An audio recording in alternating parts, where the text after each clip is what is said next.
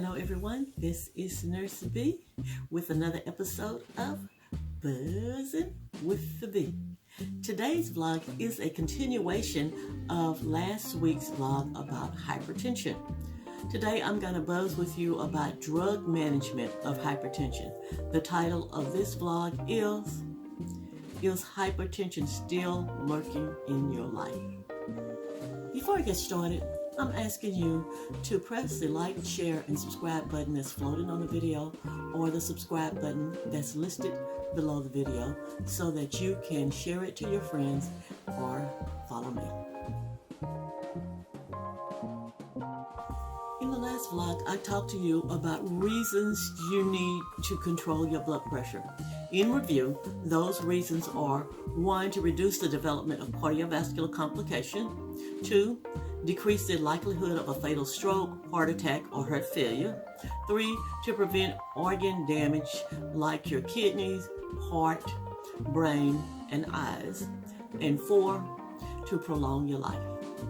Now let us move on to drugs for hypertension to get you under control. Remember that your doctor wants your blood pressure to be less than 130/90. So if those non-pharmacologic methods have not worked, then he's going to add drug therapy. About 70% of the people who have hypertension will need to take some type of medication. Most people have to take 2 drugs versus 1 drug. So some important things you need to know about your blood pressure medicine. First, you need to take your medicine at the same time every day because the medicine is usually prescribed to last over a 24-hour period. So you want to keep that drug level constant. When you first start taking your blood pressure medicine, or if you get out of control, the doctor can monitor your blood pressure and adjust your medication and follow up to see if that adjustment worked.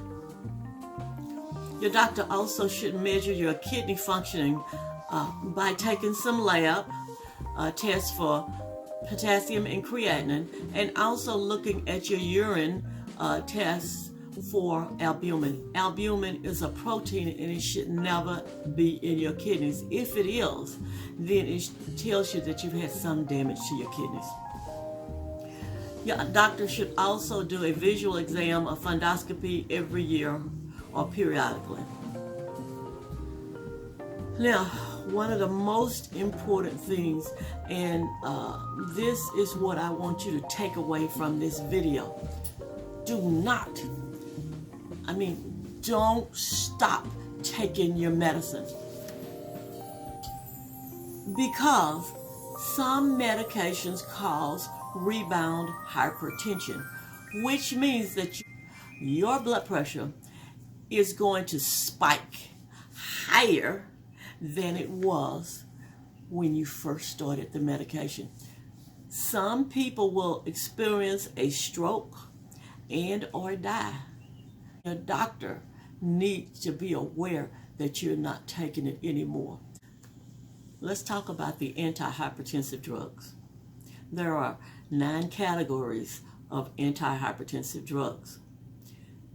Within those categories are different brand names of the same drug. For example, you might be taking the drug amlodipine, which is a calcium channel blocker.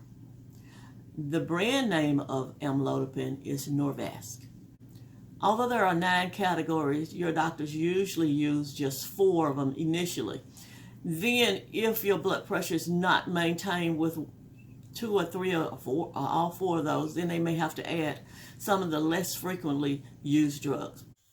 The 4 most commonly used drugs to treat hypertension are diuretics, starting with a thiazide diuretic, a calcium channel blocker, an ACE inhibitor, which is an angiotensin converting enzyme inhibitor, or an ARB, which is your angiotensin receptor blocker 1. For Black people, doctors usually start with a thiazide diuretic or a calcium channel blocker.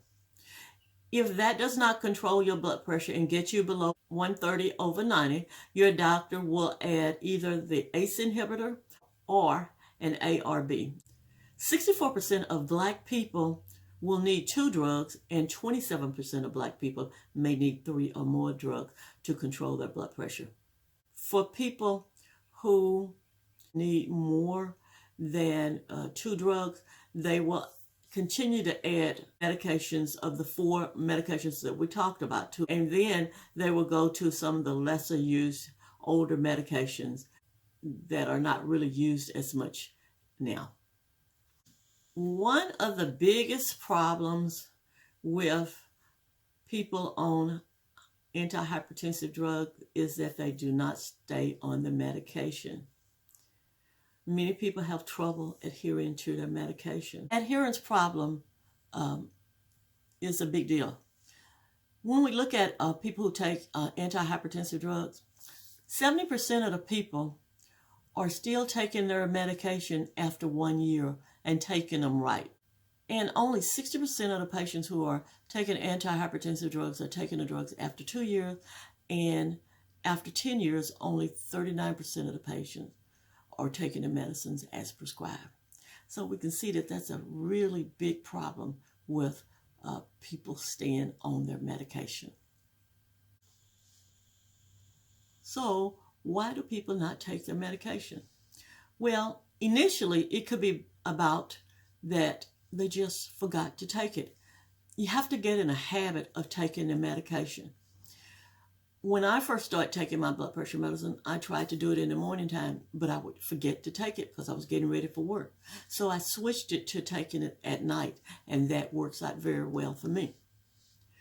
Other reasons why people don't take their medications is that they may not have the money to pay for the antihypertensive drug.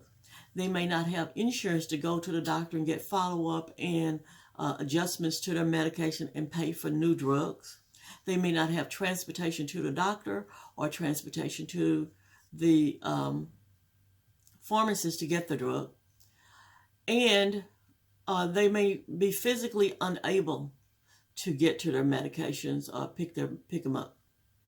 If you have any of those problems, talk to your doctor. Your doctor can give you some sample drugs if you can't buy those. Switch your medicine to a less expensive drug, or give you a coupon that might help you to pay for the medication.